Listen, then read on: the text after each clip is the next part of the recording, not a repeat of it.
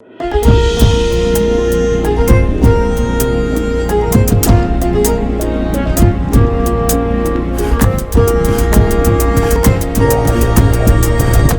የፈታ ቤተሰቦች ቪዲዮዎቻችሁ እየደረሱን አይደለም የሚል አስተያየት ሰጥታችሁናል።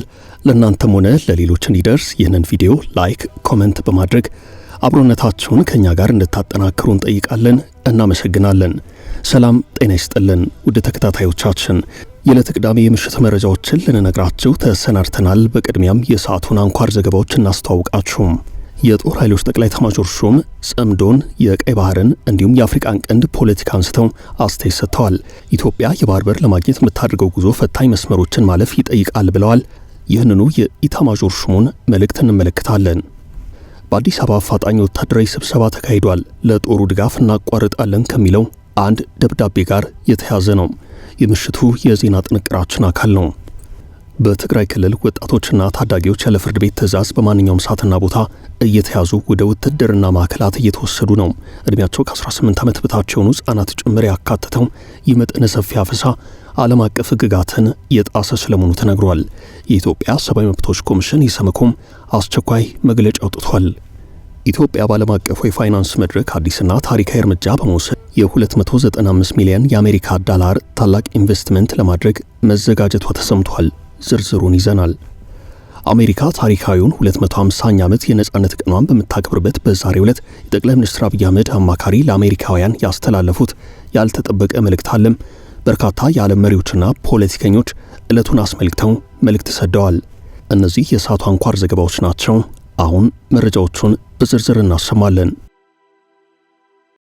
በመሃል ሲኤምሲ አፍሪካ ኮንቬንሽን ሴንተር ፊት ለፊት ዘመናዊ ኮምፓውንድ መኖሪያ መንደር ከድሪም ቢልደርስ ሪል ስቴት በ10% ቅድመ ክፍያ እስከ 50% የባንክ ብድር አመቻችተናል። ባለ 1 መኝታ በ73 ካሬ 720 ሺህ ብር ቅድመ ክፍያ፣ ባለ 2 መኝታ በ106 ካሬ 1 ሚሊዮን ብር ቅድመ ክፍያ፣ ባለ 3 መኝታ ከ136 ካሬ እስከ 192 ካሬ 1.3 ሚሊዮን ብር ቅድመ ክፍያ አዘጋጅተናል። በውስጡ ባለ 5 ኮከብ ሆቴል፣ መኪና ማቆሚያ፣ 4 ሊፍት፣ ስታንድ ባይ ጄኔሬተር፣ መዋኛ ገንዳ፣ የልጆች መጫወቻና 4000 ካሬ የዌልነስ ሴንተር አለው። 100% ለሚከፍሉ 30% ቅናሽ። አሁኑን ይደውሉ። ስልክ 0919134154 ድሪም ቢልደርስ ሪል ስቴት። ህልሞን እንገነባለን። ህወሓት መሲልካ ህወሓትን መፍራስ ብዙሕ ነገር የተሰሪሕ ኢህአዴግ መሲልና ኢህአዴግ አፍሪስናዮ ይሉ ብዕለ አሚኑ እንዲ አብይ እየተወሳሰበ ነው። ተዘጋጁ። ፊልድ ማርሻሉ የጦር ኃይሎች ጠቅላይ ኤታማዦር ሹም ፊልድ ማርሻል ብርሃኑ ጁላ በዛሬው ዕለት በቀይ ባህርና በአፍሪካ ቀንድ ዙሪያ አጠር ያለ ማብራሪያ ሰጥተዋል። የቀንዱና የቀይ ባህር ፖለቲካ ከቀደሙት ጊዜያት በባሰ ሁናቴ እየተወሳሰበ መጥቷል ብለዋል። ለመከላከያ አመራሮችም ጠንካራ ዝግጅት አድርጉ ሲሉ መልእክት አስተላልፈዋል። ኢትዮጵያ የባህር በር ለማግኘት በምታደርገው ጉዞ ከፍተኛ የጦር መኮንኖች ጠንካራ ዝግጅት ማድረግ ይጠበቅባቸዋል ብለዋል።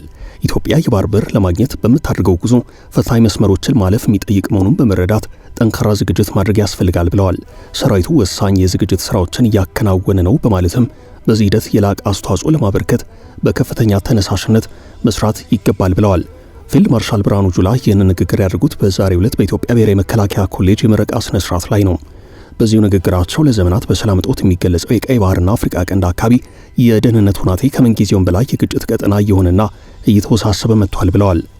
ስም ሳይጠቅሱም የቆዩ ጠላቶቻችን ሲሉ የጠሯቸው አካላት አሁን ደግሞ ስም ቀይረው ጽምዶ ብለው መጥተዋል ብለዋል። እነዚህ አካላት ጎረቤት ሀገራት እንዲታመሱ አድርገው ውስጣዊ ደህንነት ላይ ጫና በመፍጠር በማሴርና ሴራውንም ወደ ግጭት ቀይረው ኢትዮጵያ ከባህር በር ውጭ እንድትሆን ያደርጉበትን ቅንጅት ዛሬ በአዲስ መልኩ ጽምዶ ብለው ሰይመውታል ብለዋል። ታሪካዊ ጸረ ኢትዮጵያ ሴራም ብለውታል። ጽምዶ በመጀመሪያ ህወሓትና የኤርትራ መንግስት የመሰረቱት ጥምረት ኋላ ሌሎች የውስጥና የውጭ ኃይላት የተቀላቀሉት ፖለቲካዊና ወታደራዊ ህብረት እንደሆነ ይነገራል። ያለ ጦርነት መዋልና ማደር የማይችሉ ኃይላት መጠቀሚያ የሆነው ሀገራችን በማዳከም የጠላትን ብሔራዊ ጥቅም ለማስጠበቅ ጽምዶ ገብተው ህዝባቸውን እያጎሳቆሉ ልማትና እድገት እንዳይመጣ የሚያደርግ ግጭት እየተጋጩላቸው ነው ያሉት ፊልድ ማርሻሉ የአካሄድ ለታሪካዊ ጠላቶቻችን እንጂ ለትግራይ ለአማራና ለኦሮሞ ህዝብ ከውድመት በስተቀር ምንም አያመጣም ብለዋል።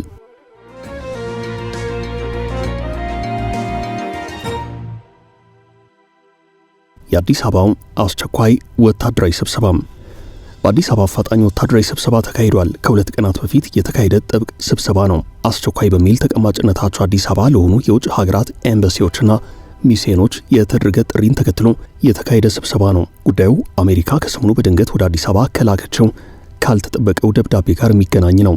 የአሜሪካ መንግስት ኢትዮጵያን ጨምሮ ሌሎች የቀጠናው ሀገራት የተካተቱበትን የሶማሊያን የአፍሪካ ህብረት የሰላም ተልዕኮ በቀጣይ በገንዘብ የማልደግፍ መሆኑ ከወዲሁ ይታወቅልኝ በማለት በዚህ ሳምንት አንድ ደብዳቤ መቀመጫውን አዲስ አበባ አድርገው የአፍሪካ ህብረት ልኳል። አሜሪካ ለዓመታት በአፍሪካ ህብረት የሶማሊያን የሰላም ማስከበር ተልዕኮ ቢሊዮን ዶላሮችን ወጪ በማድረግ ስትደግፍ ነበርም። ሌሎች ሀገራት ድጋፋቸውን ሲያደርጉ ቢቆዩም የትኛውም ሀገር በአሜሪካ ደረጃ ከፍተኛ ድጋፍ አልነበረውም።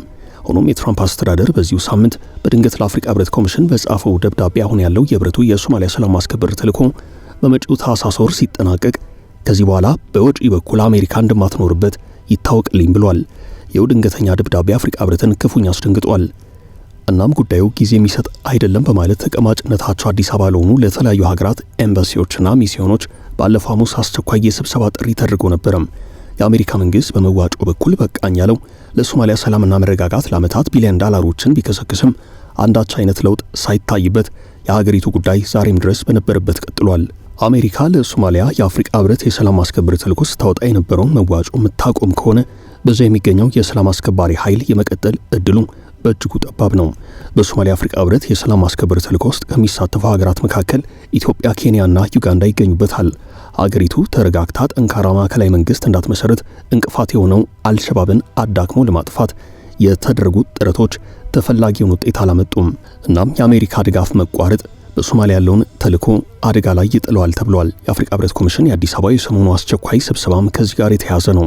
በዚህ አስቸኳይ ስብሰባ ላይ በመጨረሻ ምን ተወሰነ በሚለው ጉዳይ ዙሪያ ግን በህብረቱ በኩል የወጣ መረጃ የለም።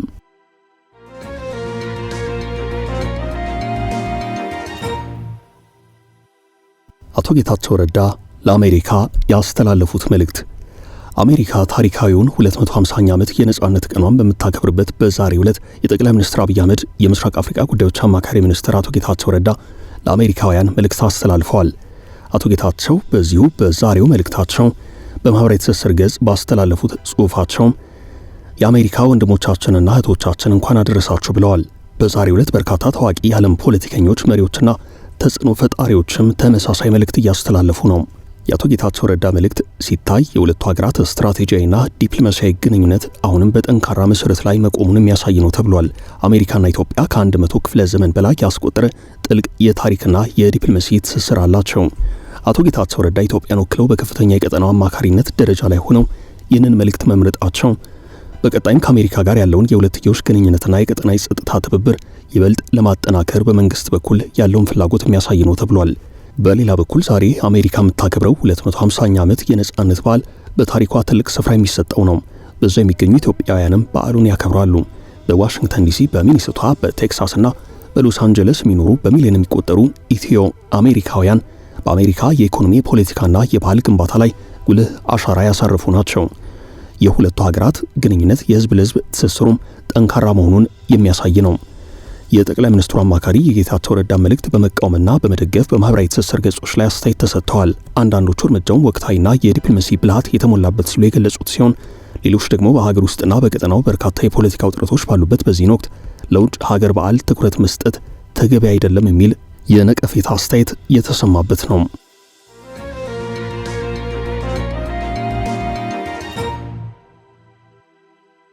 ኮሚሽኑ የትግራይን ወታደራዊ አፈሳ አወገዘም። በትግራይ ክልል የህዝብን ህልውና ለመጠበቅ በሚል ሰኔ 17 ቀን 2018 ዓ.ም ተፈጻሚ መሆን የጀመረው አዲስ የግዳጅ ውትድርና አዋጅ በክልሉ ከፍተኛ የሰብአዊ መብት ጥሰት እያስከተለ ነው። በቀድሞ የክልሉ ምክር ቤት አባላት የወጣው ይህ የውሳኔ ሰነድ ማንኛውም ዜጋ ለግዳጅ ውትድርና የሚቀርብለትን ጥሪ የመቀበል ግዴታ እንዳለበት በግልጽ ይደነግጋል። የኢትዮጵያ ሰብአዊ መብቶች ኮሚሽን ኢሰመኮ ሰኔ 27 ቀን በዛሬው ዕለት ባወጣው መግለጫ ድርጊቱ የዓለም አቀፍ ህግጋትን የጣሰና ህገ መንግስታዊ መሰረት የሌለው ነው ብሏል። በክልሉ ያለውን አሳሳቢ የሰብአዊ መብት ሁናቴ በቅርበት እየተከታተልሁት መሆኑ ይታወቅልኝ ያለው ኮሚሽኑ ከሚታፈሱት መካከል አብዛኞቹ እድሜያቸው ከ18 ዓመት በታች የሆኑ ታዳጊዎች ናቸው ብሏል። ውሳኔውን ያሳለፉት የምክር ቤት አባላት በ2012 ዓ.ም ከብሔራዊ ምርጫ ቦርድ እውቅና ውጭ በተካሄደ ምርጫ የተቋቋሙና በፕሪቶሪያው የሰላም ስምምነት መሰረት በህግ የፈረሱ መሆናቸውን ኮሚሽኑ አስታውሷል። በመሆኑም ህጋዊ ህልውና የሌለው አካል ተሰባስቦ እንዲህ አይነት የዜጎችን መሰረታዊ መብት የሚገድብና ነጻነት የሚያሳጣ ከባድ ውሳኔ ማስተላለፉ አግባብነት የለውም ብሏል። ኮሚሽኑ በማህበራዊ ትስስር ገጹ ባጋራው መግለጫው በክልሉ በተለያዩ አካባቢዎች የሰብአዊ መብት አያያዙ አሳሳቢ ደረጃ ላይ ደርሷል ብሏል። የጸጥታ መደፍረስና የሰብአዊ መብት ጥሰቶች በዜጎች እንቅስቃሴና በኑሮ ላይ ያደረሰ ያለው ጫና ከፍተኛ መሆኑንም ገልጿል። በተጨማሪም የሰብአዊ መብት ጥሰቶችን ለማስቆምና ተጠያቂነትን ለማረጋገጥ የሚደረጉ ጥረቶች ተጠናክረው እንዲቀጥሉ አሳስቧል።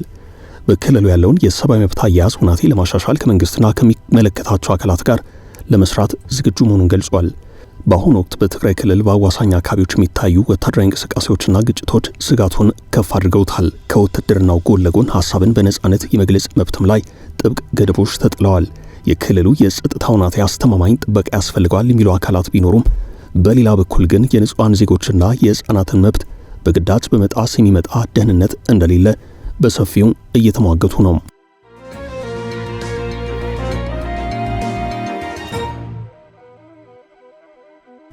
የውጭ ምንዛሪ ቀውሱን ይታደጋል የተባለው አዲሱ ስምምነት ኢትዮጵያ በዓለም አቀፉ የፋይናንስ መድረክ አዲስና ታሪካዊ እርምጃ በመውሰድ የ295 ሚሊዮን የአሜሪካ ዶላር ታላቅ ኢንቨስትመንት ለማድረግ መዘጋጀቷ ተሰምቷል።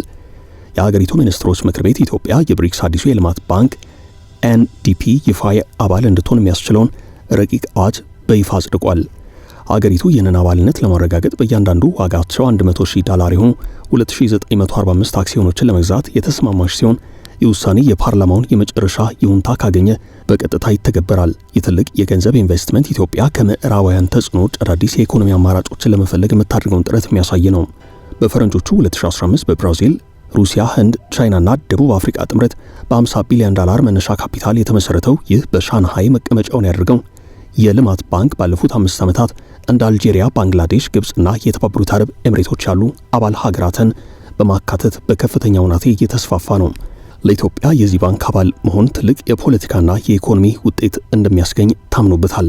የሚኒስትሮች ምክር ቤት ባወጣው መግለጫ መሰረት ይህ አባልነት ሀገሪቱ ለረጅም ጊዜያት ስትመኝ የነበረውን የመሰረተ ልማት ግንባታ ፍላጎት ለማሳካትና የደቡብ የፋይናንስ ትብብርን ለማጠናከር ትልቅ አቅም የሚፈጥር ነው።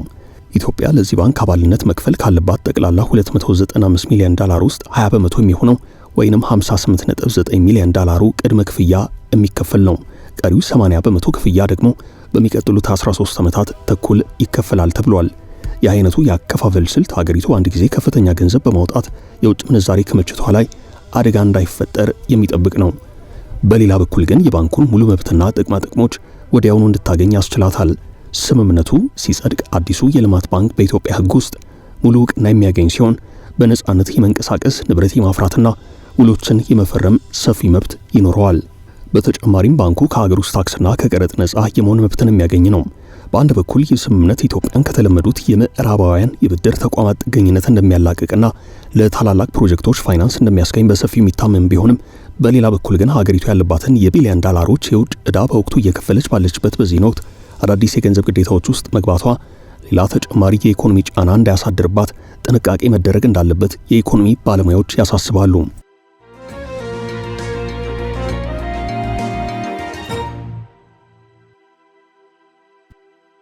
የአሜሪካ ጦር ወጣም።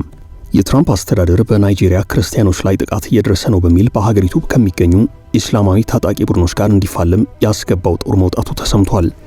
አስተዳደሩ ከዚህ ቀደም በዚያው በናይጄሪያ የሚገኙ እንደ ቦኮ ሐራም ያሉ ታጣቂዎችን ወታደራዊ አከርካሪ ለመስበር በሚል ተከታታይነት ያላቸው የድሮን ጥቃቶችን ፈጽሞ ነበርም። ከዚያም የናይጄሪያን ጦር ቴክኒካዊ ድጋፍ እንዲያገኝ በማድረግ ታጣቂዎቹን በቀላሉ እንዲደመሰስ እናስችሏለን በሚል ድጋፍ ሰጪ ኃይል ተሰማርቶ ነበርም። የአሜሪካና የናይጄሪያ ኃይላት ባለፈው ዓመት ታህሳስ ወር ላይ በቻድ ሐይቅ ተፋሰስ አካባቢ የጋራ ዘመቻ ከፍተው ነበርም። ከሁለት ወራት በኋላ ደግሞ በአካባቢው ወደ 200 የሚጠጉ ወታደሮችም ተሰማርተው ነበርም። ለወራት በቆየው በዚህ ተልዕኮ የእስላማዊ ታጣቂ ቡድኑ ከፍተኛ መሪ አቡ ቢላል አልሚኑኪ ተገድለዋል። አሜሪካ ሐሙስ ዕለት አብዛኞቹን ወታደሮቿን ማስወጣቷን በገለጸችበት መግለጫ ዘመቻው ውጤታማ ነበር ብላለች። የናይጄሪያ ጦር ቃል አቀባይ በበኩላቸው የአሜሪካ ወታደሮች መውጣት በምንም መልኩ የኛ እርምጃ ላይ ተጽዕኖ ያሳድርም ብለዋል። ቃል አቀባዩ ሜጀር ጀነራል ማይክል ኦናጃ በሁለቱ ሀገራት መካከል ያለው የደህንነት ጉዳይ ልውውጥ ይቀጥላል ብለዋል። አሁን ባለው ሁናቴ የናይጄሪያ ራስ ምታት ሆኖ የቀጠለው የቦኮ ሐራም ታጣቂ ኃይል ነው። በሀገሪቱ ሌሎች በርካታ ንዑስ ታጣቂዎች አሉ። ሃይማኖታዊ ተልዕኮን እንዳነገቡ የሚነገርላቸው እነዚህ ታጣቂ ቡድኖች ሰዎችን ማገት፣ የእገታ ማስለቀቂያ ገንዘብ መቀበልና የእንስቶችን የወሲብ ባሪያ የማድረግ በርካታ የወንጀል ድርጊቶችን ይፈጽማሉ። የናይጄሪያ መንግስት ከአቅሙ በላይ ሆነውበታል። ዘመቻዎች ቢካሄዱም ጂሃዳዊ ቡድኖች በተለይ በሰሜን ምስራቅ ናይጄሪያ ጥቃት መፈጸማቸውን ቀጥለዋል። በናይጄሪያና በአሜሪካ መካከል ያለው ወታደራዊ ትብብር የጨመረው ዋሽንግተን ተጋላጭ የሆኑ ቡድኖችን ከእስላማዊ ታጣቂዎች ለመጠበቅ በቂ እርምጃ እየወሰደች አይደለም ስትል የናይጄሪያ ባለስልጣናትን ከወቀሰችና በሀገሪቱ የክርስቲያኖች የዘር ማጥፋት ዘመቻ እንዳለ ከገለጸች በኋላ ነው። ውድ ቤተሰቦቻችን ለዛሬ ያዝንላችሁን ርዕሰ ጉዳዮች እዚህ ላይ ቋጨን። ላይክ፣ ሼር እና ኮሜንት በማድረግ ለቻናላችን ድጋፋችሁን መግለጽ እንዳትዘነጉ እያልን ከሌሎች መረጃዎች ጋር ደግመን እስክንገናኝ ቸር ያሰማን ስንል ተሰናበትን።